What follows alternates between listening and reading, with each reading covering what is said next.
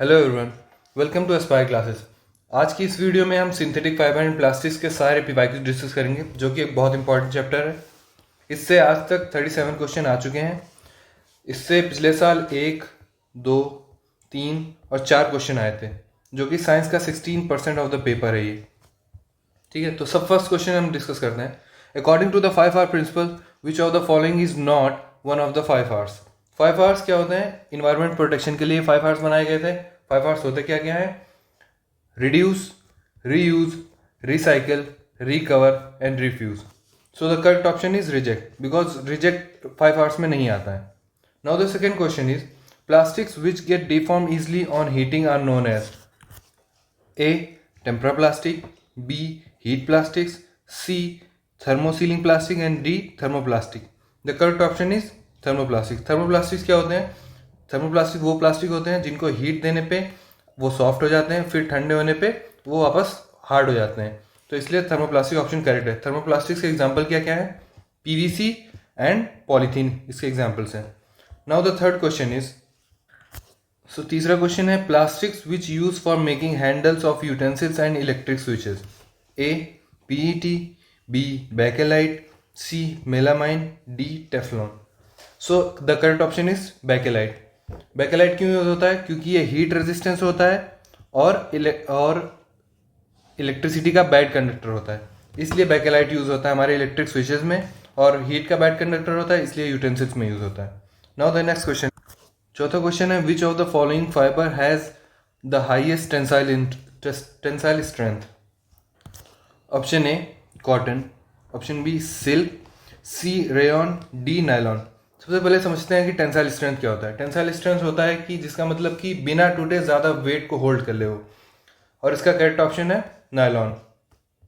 Now the next question is polymers are made up of small unit called A layers, B molecules, C cells, D monomers. Polymers एक बड़ा molecule होता है, वो बहुत सारे छोटे छोटे मॉलिक्यूल से मिलकर बना होता है। इस मॉलिक्यूल को हम मोनोमर्स बोलते हैं, और जो बड़ा वाला है इसको हम पॉलीमर बोलते हैं। नाउ द नेक्स्ट क्वेश्चन, आगे चलते हैं। सिक्स क्वेश्चन है bakelite and melamine are example of A thermoplastic, B nylon, C thermosetting plastic, D rayon. The correct option is thermosetting plastic. Thermosetting plastics वो होते हैं जो एक बार शेप बनने के बाद दोबारा हीटिंग पर रीशेप नहीं होते हैं। हमने पिछला क्वेश्चन में कुछ ऊपर के क्वेश्चन में हमने बैकेलाइट के बारे में पढ़ा है, जो कि हीट रेजिस्टेंस और इलेक्ट्रिसिटी का बैड कंडक्टर होता है, तो वो थर्मोसेटिंग प्लास्टिक ही है। So the next question is which of the following is known as artificial silk. A nylon, B rayon, C polyester and D tussar silk. So rayon जो होता है वो सिल्क जैसा दिखता है, लेकिन वो नेचुरल सिल्क नहीं होता। ये वुड पल्प से केमिकल रिएक्शन के थ्रू बनाया जाता है। Okay, so the next question is which of the following is not a blended? A polycot, B polyester, C rayon and D nylon. Blended fibre का मतलब होता है कि जो दो या दो से ज़्यादा फाइबर से मिलके बना होता है, उसको ब्लेंडेड फाइबर बोलते हैं। जो रेयन होता है वो सिंगल फाइबर होता है, इसलिए rayon is the correct option है। Now the next question is which of the following fabric is a mixture of two different type of fibres. A polycot, B polyester, C rayon, D nylon. And the correct option is polycot. ये पूछ रहा है कि दो या दो से ज़्यादा फाइबर से मिलके बना होता है, तो उसे हमने पढ़ा था कि उसे ब्लेंडेड फाइबर बोलते हैं। तो इसमें से पूछ रहा है कि ब्लेंडेड फाइबर कौन सा है। सो हमारा करेक्ट ऑप्शन है पॉलीकॉट, जो कि कॉटन और पॉलिस्टर से मिलके बना होता है।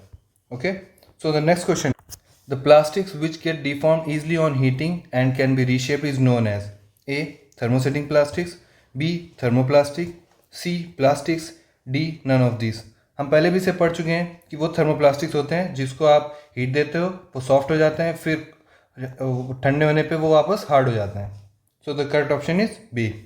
Now the next question is non stick coating on cookwares is made from A acrylic, B Teflon, C PVC and D rayon. Now the correct option is B Teflon.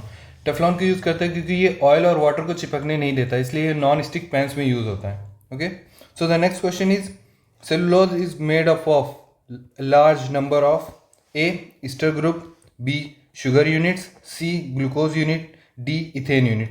मैंने आपको polymer के बारे में बताया था, वो पॉलीमर एक cellulose है, ठीक है। सेलुलोज एक बड़ा मॉलिक्यूल है जो बहुत छोटे छोटे मॉलिक्यूल से मिलके बना होता है, उसको ग्लूकोज यूनिट से मिलके बना होता है, तो ये उसका मोनोमर है। सेलुलोज का मोनोमर क्या है? ग्लूकोज यूनिट है। Okay, now the next question is question number 13। PVC यानी कि polyvinyl chloride and polythene are examples of A thermoplastics, B thermosetting plastic, C natural substances and D bakelite. ये मैं पहले भी बता चुका हूँ पिछले क्वेश्चंस में कि थर्मोप्लास्टिक्स के एग्जाम्पल क्या हैं? पीवीसी और पॉलीथीन, जो कि हीट देने पे आप इसे रीशेप कर सकते हो। Okay, so the next question is which one of the following is a special plastics on which oil and water do not stick? A Teflon, B rayon, C terylene and D thermosetting plastics। पहले भी बता चुका हूँ मैं, Teflon होता है use non stick पैंस में, जो कि ऑयल और वाटर को होल्ड नहीं करता है, ठीक है। So the correct option is A Teflon. Now question number 15। Polymer are giant molecule made of many repeating unit called A monomers, B monosaccharides, C isomers, D dimers.